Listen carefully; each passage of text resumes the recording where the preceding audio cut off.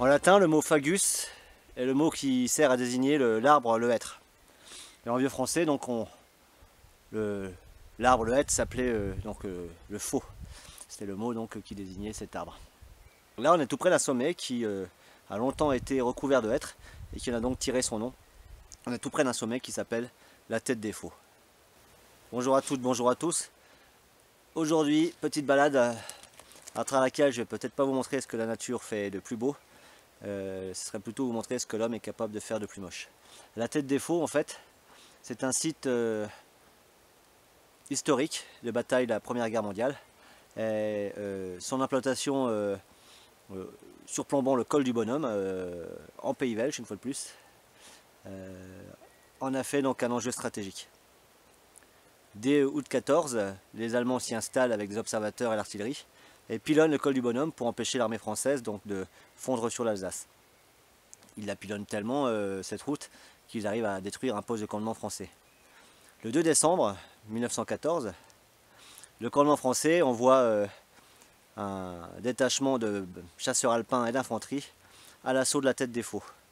Ils arrivent à repousser les Allemands, donc le régiment de Jäger, les chasseurs allemands. Ils repoussent sur le flanc est du massif et ensuite donc s'installent et voient des renforts arriver. Ils vont garder la position jusqu'à la fin de la guerre malgré les tentatives allemandes de reprendre le sommet. Alors, la plus grosse tentative a lieu le 24 décembre 2014, pas eu de trêve de Noël sur ce coup-là. En début de nuit, un peu après 22 h, les Allemands attaquent, après un tir de mortier assez nourri, attaquent la première ligne française à la Tête des Faux. Réussit à s'emparer d'une partie de la première ligne, les Français faisant un petit retrait tactique. Mais dans la deuxième partie de nuit, les Français réussissent à reprendre leur première ligne, s'y installent, et ce sera donc au prix de lourdes pertes allemandes ce soir-là. Donc cette bataille de la Tête des Faux, du 24 au 25 décembre 1914, a coûté 137 ou 136 vies à l'armée française, et puis 500 tués côté allemand. Alors ça paraît pas énorme comme ça au regard de ce qu'on peut trouver sur la Première Guerre mondiale, et même si on va plus au sud vers le vieil Armand, on regarde les 30 000 morts sur l'ensemble de la guerre 14-18, mais c'est plus de 600 morts de camps confondus, c'est la moitié de ce qui est tombé à la Tête des Faux ensuite durant la guerre. Donc les Allemands ont retenté en février de 1915 une reprise de la Tête des Faux, mais n'y ont pas parvenu. Donc aujourd'hui on va se promener sur les vestiges de la Première Guerre mondiale. Ce sera l'occasion de vous montrer le camp français, le camp allemand, je vous les détailler un petit peu. Ce sera l'occasion aussi de marcher sur le GR5 et de revenir par le GR532. Ce sera l'occasion de découvrir un abri supplémentaire, un abri de l'étendue de Vin. Et ce sera ensuite un retour au col du Calvaire où je suis stationné. Alors pour commencer cette balade, vous allez la commencer maintenant parce que pour moi elle se termine. Cette balade que j'ai commencé au col du Calvaire pour le stationnement, je disais, elle commence réellement quant à sa découverte historique. Elle commence au cimetière du Chêne, du nom du commandant d'un régiment d'infanterie qui lui est tombé lors de l'assaut du 2 décembre 1914. Un cimetière militaire donc porte aujourd'hui son nom. Je vous laisse découvrir cette petite chaume, tourbière. Je ne vais pas m'aventurer dedans. Je vous laisse profiter des images et puis je vous laisse vous mettre en route. Quant à moi, donc je vous souhaite une très bonne vidéo.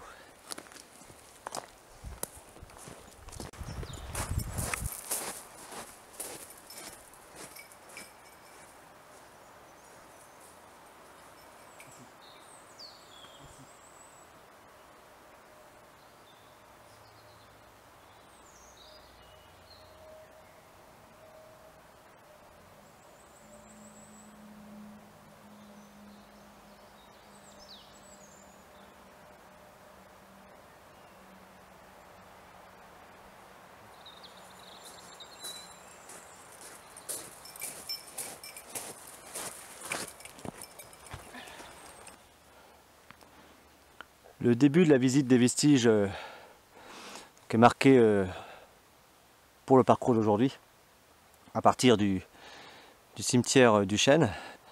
Et suite donc à la visite de ce cimetière, On enchaîne avec la montée du sentier des Mulets.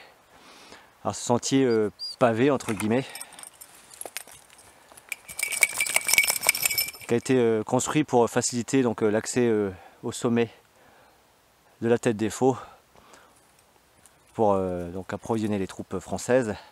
Le fait qu'il soit pavé donc le rendait plus facilement praticable. Faut se mettre aussi dans le contexte.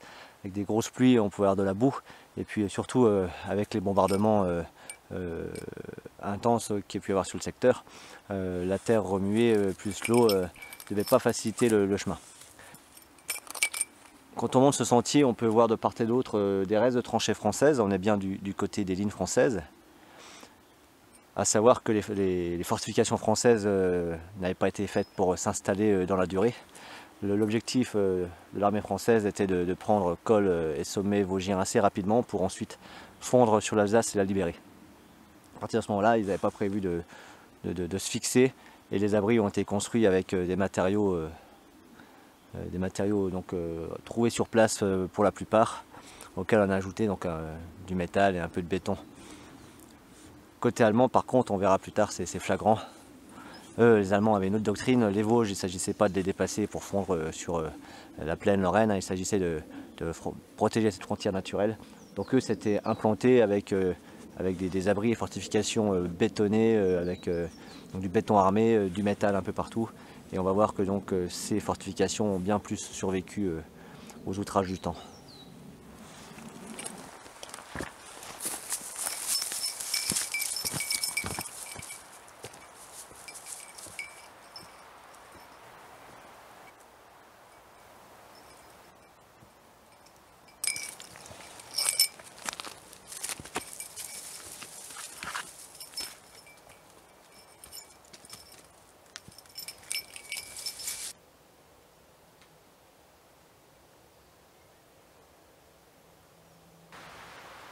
Alors ce tas de cailloux qu'on voit devant nous, c'est ce qui reste du fortin français, construit après l'attaque du 2 décembre, et qui a permis donc à l'armée française de tenir la position tout au long de la guerre.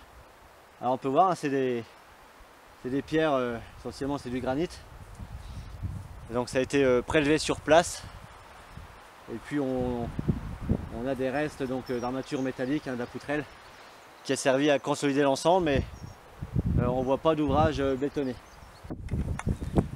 Si on s'approche un peu plus de la croix, on voit que donc, elle est faite au-dessus d'un abri. Il est fortement déconseillé de sortir du sentier. Déjà parce qu'on est sur un espace protégé, donc le hors-piste est interdit. Et ensuite là on vient de basculer côté allemand, qui était nettement plus fortifié pour durer, donc le côté français. Et on peut voir donc beaucoup de restes de ferraille pointue. Il y aura du barbelé aussi. Et puis c'est un gruyère, il y a eu beaucoup d'abris creusés. Donc c'est pas forcément stable sous les pieds. Donc il faut vraiment rester sur le sentier pour votre sécurité. Et puis aussi donc, pour préserver cette réserve. On se trouve à l'arrière d'un fortin allemand. Alors on peut voir qu'il est nettement mieux conservé que ce qu'on peut trouver côté français, mais c'est nettement plus ouvragé aussi. Ça mêle pierre, béton, métal, et c'était quand même prévu pour résister donc, à des grosses attaques d'artillerie. Alors ce fortin est à deux niveaux principaux. Aujourd'hui, il manque le plancher en bois qui séparait ces deux niveaux. On le voit là au fond de ce petit rectangle. L'implantation du plancher.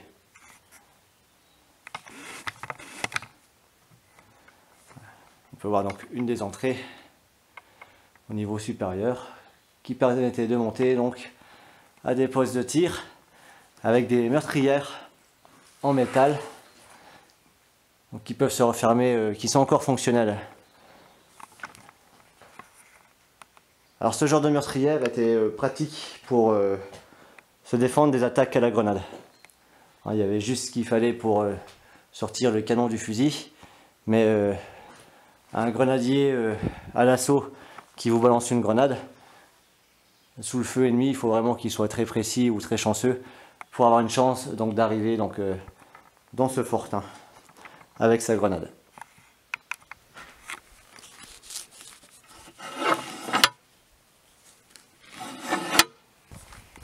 Donc on peut voir sur les bords de ce fortin, qui est juste derrière moi encore, le petit fort qu'on vient de visiter, on peut voir un mur qui descend, donc il chemine à travers la montagne. Alors lui aussi équipé de meurtrières de tir, on va le voir descendre. Donc ce mur, sa raison d'être est tout simple. Le sol ici est très rocheux. Y creuser des tranchées n'était pas facile. Donc l'armée allemande a préféré faire des tranchées entre guillemets surélevées et faire donc un mur. Et on peut voir donc que autour de ce fortin, on a un réseau de tranchées qui permettent d'y accéder en étant à l'abri des tirs d'artillerie en particulier. Ce qu'on voit par terre, c'est du ciment. Et s'il a cette forme-là, c'est parce qu'en fait c'est le contenu durci d'un sac de toile de jute. Les Allemands donc avaient renforcé ou réparé leur fortification au gré des bombardements avec des sacs remplis des sacs de toile de jute remplis de ciment. Puis avec le temps, la toile de jute s'est dégradée, a pourri. L'intérieur s'était durci et aujourd'hui on trouve ce genre de, sur le site par-ci par-là, on trouve ce genre de blocs de ciment donc, qui ont l'aspect d'un sac en fait. Les Allemands ayant une grosse logistique, c'était pas rare sur le massif vosgien qui se ravitaillent à l'aide de téléphériques ou de funiculaires. Et ce qu'on voit en face de nous là, il y a fort à penser que c'est l'ancienne machinerie correspondant à un téléphérique. On va revoir au sol là les restes d'un sac de toile de jute rempli de ciment. Et on peut voir finalement que dans cet axe là, quand on fait un demi-tour, on voit bien une descente. Donc fort à penser qu'on est en présence de la machinerie, donc du téléphérique.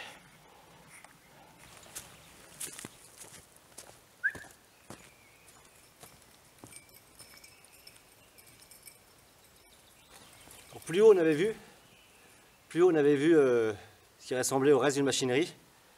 Donc effectivement c'était bien une machinerie. Donc là on est sur la gare d'arrivée du téléphérique qui partait donc du village de la Poutroie jusqu'ici. Et puis depuis cette gare d'arrivée, on avait ensuite un funiculaire qui montait donc à la tête des faux. Et ce qu'on a vu là-haut, c'était bien la machinerie du funiculaire. Quand ici, on voit donc la gare d'arrivée du téléphérique. Alors petit détail qui n'est pas précisé sur le panneau affiché à l'entrée de la gare, c'est qu'au fond, on voit deux entrées. Ce sont des souterrains qui menaient aussi au pied des fortifications, fortifications au pied de la tête des faux. Donc on pouvait y accéder par des souterrains renforcés. Aujourd'hui c'est effondré et donc ça montre bien quand même que quand on est là-haut, on marche sur un gruyère.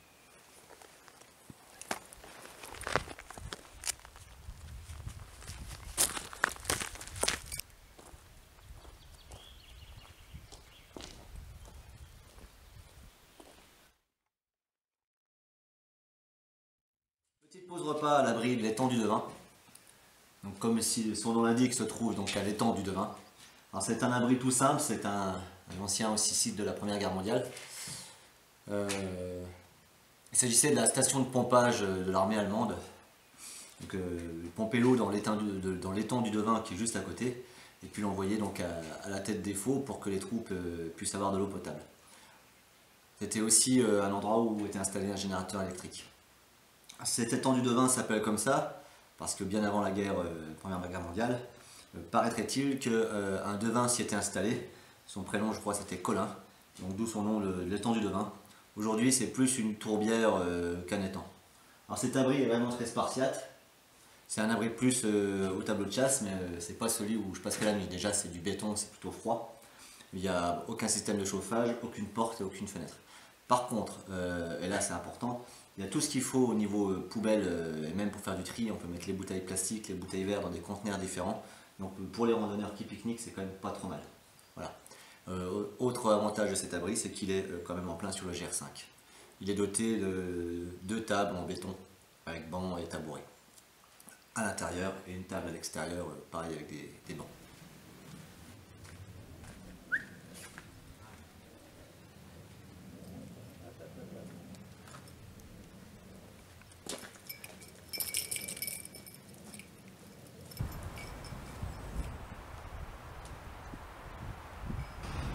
En quittant le refuge, on voit un panneau qui nous indique la direction d'une chapelle. On va le voir 2 fois ce panneau, hein, en quittant le refuge et un peu plus loin sur le chemin. Donc, il n'y a pas à hésiter, il faut le suivre. Et ça va vous conduire donc à cet endroit, un ancien cimetière, avec derrière une petite chapelle. Alors c'est assez majestueux quand même. Alors il n'y a plus de corps ici, on voit des stèles un peu là-haut, hein. On en parlera tout à l'heure de ces stèles.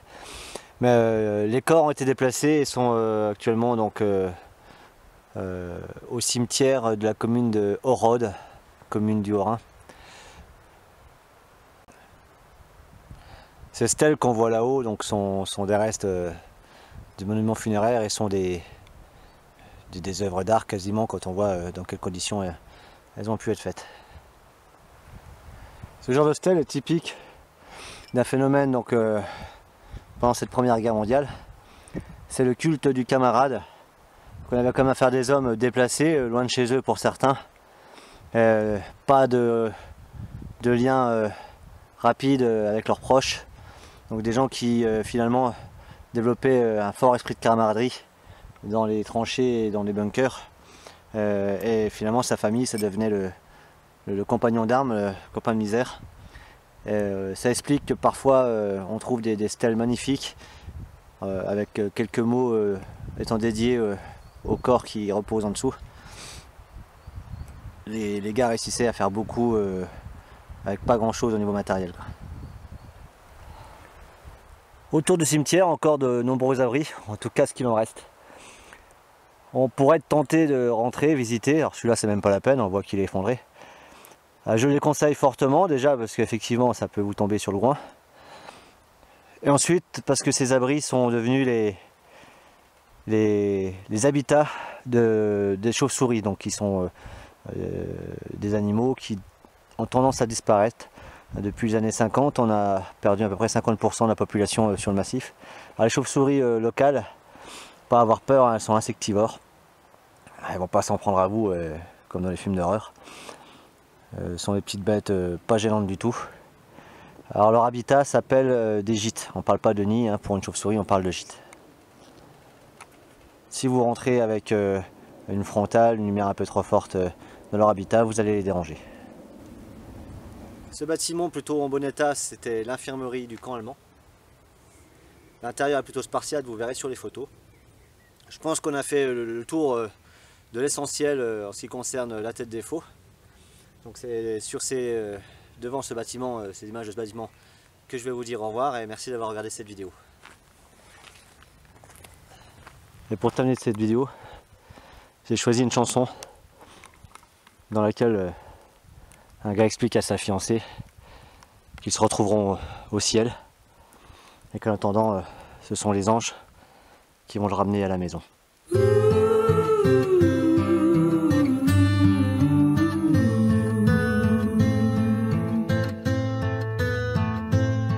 Farewell, my love, we'll be together soon.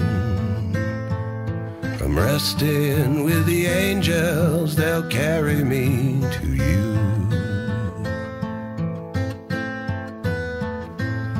Relax, my dear, we'll see each other soon. We'll meet up in the heavens, I'll wait alone for you.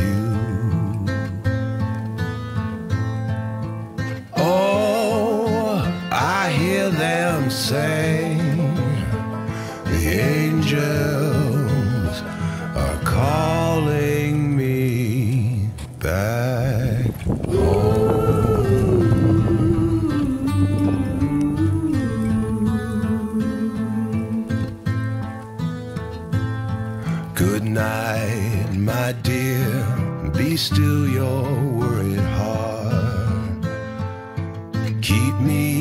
your prayers we'll never be apart.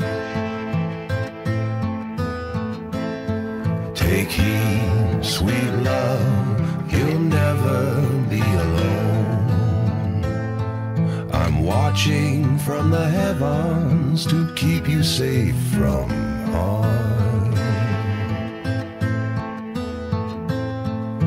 Oh, I hear them sing, the angels call to me, and when their trumpets play, the angels will carry me back home.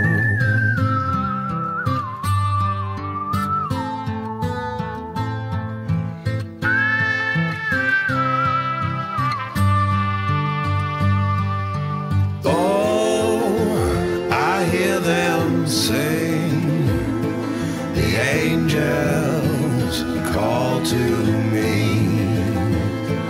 and when their trumpets play, the angels will carry me back home.